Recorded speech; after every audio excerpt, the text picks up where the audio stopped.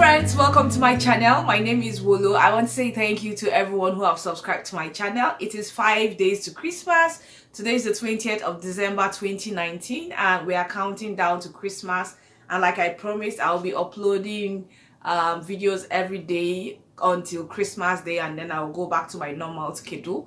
I talk about life in Canada, immigrating to Canada, and anything that's going to be beneficial to anybody planning to come to Canada, either through immigration, work permit, or visiting, or just coming to do tourism. In talking about tourism, I mentioned in one of my last videos that Canada is not fully developed when it comes to tourism, but it's a growing industry. Tourism is a growing industry, but not, you can't compare it to US, France, and UK, where people always visit every year. Based on that, I'll be talking about birth tourism in Canada. Now, birth tourism in Canada recently started becoming on the rise, and it has increased, according to the statistics, by 13%. And it means any child born in Canada after 1947 gets an automatic citizenship. That means anybody coming to Canada as a visitor, and if the person gives birth in Canada, the child becomes an automatic citizen. But it is not as easy as people think it to be, because the healthcare system in Canada is not that healthcare system where you pay with your cash and then you receive healthcare. You have to get health card depending on the province you land in. And so what this means is, for people who plan to come to give birth in Canada, they have to liaise with a broker, and the broker has to kind of, connect them to hospitals in Canada where they can come and give birth. Now, there are the provinces that actually do this are Ontario and British Columbia, and BC has so far been the province that has the highest number of tourists that where pregnant women who are non-residents of Canada give birth in Canada and all that. And they also have what they call baby houses in BC and Ontario. I'll be leaving the list of hospitals that have the data of non-resident mothers who have given birth in Canada. So you have lots of hospitals in Ontario, and then one popular one in Richmond, BC. So I'll be leaving the list somewhere at the top of this video. You will see the list of these hospitals. So to give birth in these hospitals, one must have contacted a broker, because you can't just have access to a hospital like that. There are brokers that are into such things that, make the arrangement with the hospitals, make arrangement for the baby houses,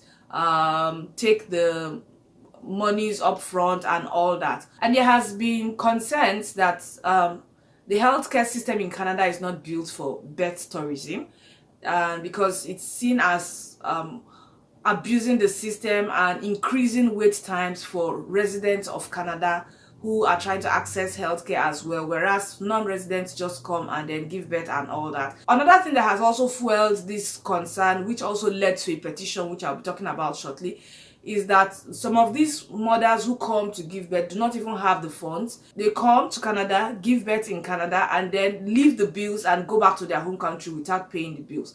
So these issues have actually fueled a petition that was signed that the Citizenship Act of Canada should be amended so that automatic citizenship should not be given to non-residents who just come to Canada to give birth to their children and go back without paying the bills and not living in Canada, and then in the future the children come to Canada to benefit from the system that has been in place, whereas the parents did not even contribute to the Canadian system in form of taxes or whatever.